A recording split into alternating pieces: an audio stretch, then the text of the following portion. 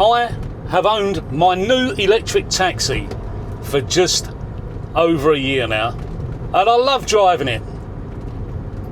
But there are things that I still miss about driving an old school diesel taxi. Now maybe it's because I'm becoming a bit of an old fart, some of you might say. And maybe it's just familiarity and the fact that for most of my taxi driving career I drove diesel powered taxis. It's only been the last year that I've driven an electric powered taxi. So in this video I'm going to run through the things that I miss about driving a TX4. The TX4 was produced between 2006 and 2017. The last one rolled off the production line in 2017 when LEVC switched to producing the new LEVC TXE electric taxi. But basically these were the same model as the previous taxis. So it started with the TX1, which had a Nissan engine. Speed bumps ahead. It started with the TX1 that had a Nissan engine, which came from the old Fairway, FX4 Fairway taxis. Then it went on to the TX2, which was the same body as the TX1, but with a Ford engine, which most drivers hated. But in actual fact, I quite like driving my TX2. I never really had any problems with my TX2. I know a lot of drivers did, but I didn't. And I can only speak as I find. And then of course the TX4, which has got a VM Motori engine, which is a Daimler-Benz engine, which was used in the Chrysler Voyager, apparently. So the only difference between this and the TX2 and the TX1 prior to that is the front grille and the front bumper. The bumpers were different, the grilles were different, and also there was a few slight differences inside as well.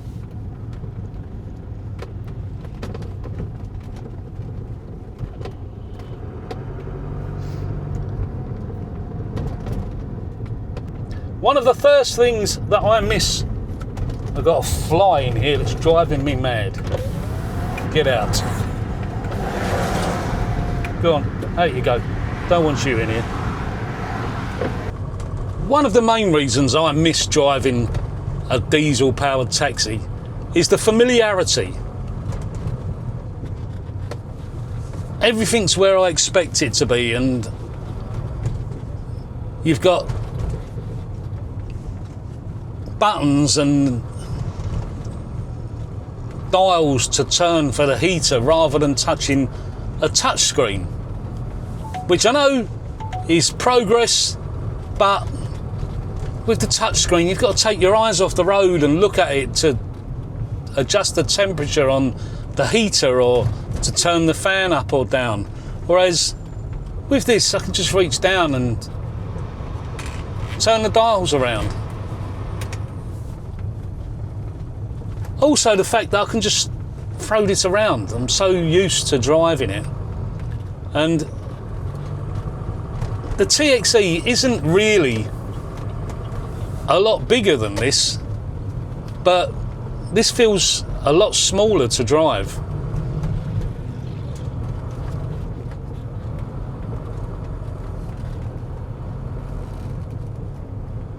It feels a lot more nimble.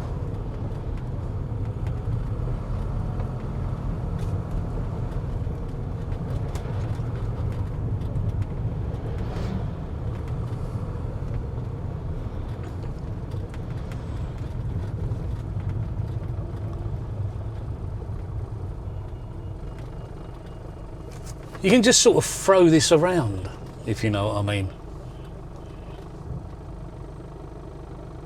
There's certain places in London, like Jackson's Lane, which I wouldn't hesitate taking this through Jackson's Lane, through those very tight barriers. You know, my very good friend Tom the taxi driver did a video where he talked about going through Jackson's Lane, and he decided against it in the electric cab. With this, I wouldn't hesitate in taking it through. With a fairway, I wouldn't hesitate in taking it through.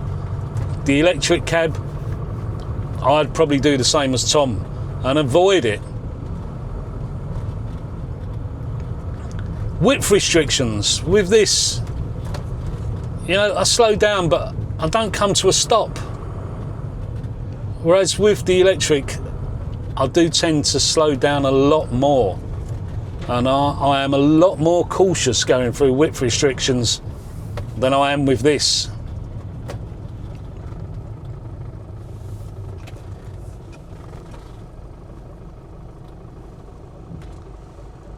When you start this up, you've got that reassuring noise of the starter motor turning the engine over, and then that sort of roar of the diesel engine.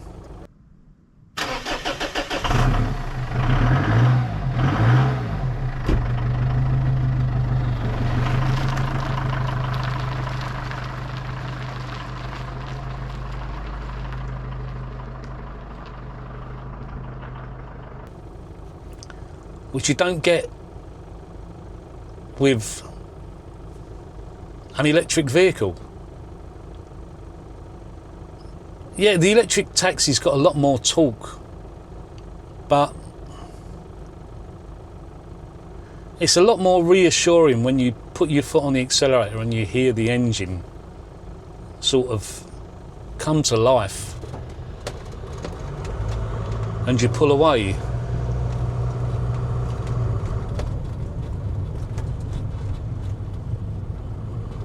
And you can hear that it's running. Whereas with an electric taxi, you don't get that. And yeah, that probably comes back to familiarity again.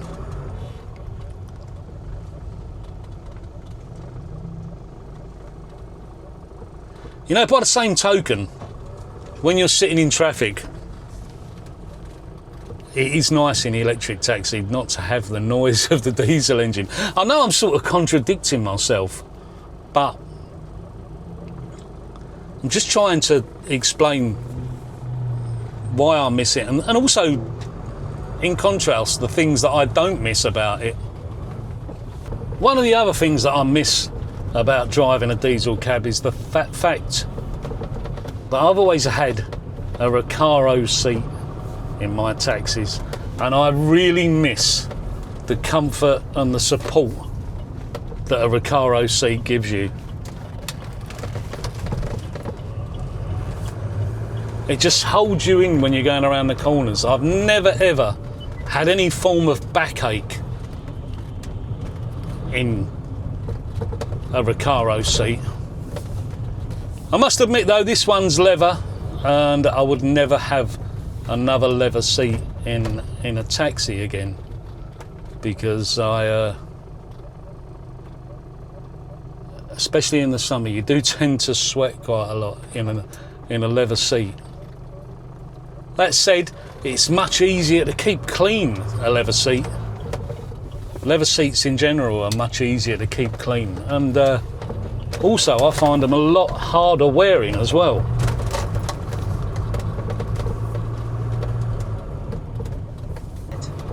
I find leather seats are much harder wearing than cloth seats or velour type seats that used to be fitted to taxis. So one of the other things that I miss about the old TX4 London taxi is the luggage space you got in the front. It's huge. Far bigger than what you got in the TXE. You could really load it up with suitcases in the front here, and also the space for the driver to put stuff in the front. Loads of space in here, centre glove box and or centre console box, space down underneath. A lot more space for drivers to put stuff in the front, like coin dispensers and things like that. Not that we actually use coin dispensers that much these days, because as we all know, everyone seems to pay by card. Well, they don't even pay with their card anymore, they pay with their phone. Tapping their phone on the card reader in the back of the cab. So that's another thing that I miss about driving an old school TX4 or diesel taxi. Also, the intercom in the TX4 was far better than the intercom in the new electric taxi. The intercom speaker for the driver in here is down on the driver's door. It's the same speaker that's used for the stereo. Whereas the intercom speaker in the TXE is actually on the left-hand side in the partition, facing forwards.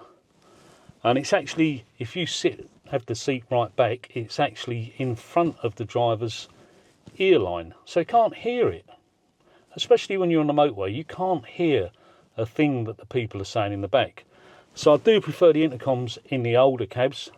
Also, you had a volume control that you could use to adjust the volume of the intercom as well. Now, the other thing that I like about the old TX4 was it had its own air conditioning unit for the rear of the cab. And as you can see, the unit's down there underneath the driver's seat and the vents are up here. And the newer ones had vents on both sides as well. So if I turn it on, you can hear it's not actually that noisy. And even if I put it on full speed, it's not really that noisy. Whereas, yeah, one problem with the air conditioning in the TXE is that because the blowers are all in the front, if you turn it on full, there's a lot of noise in the front for the driver. It's not too bad.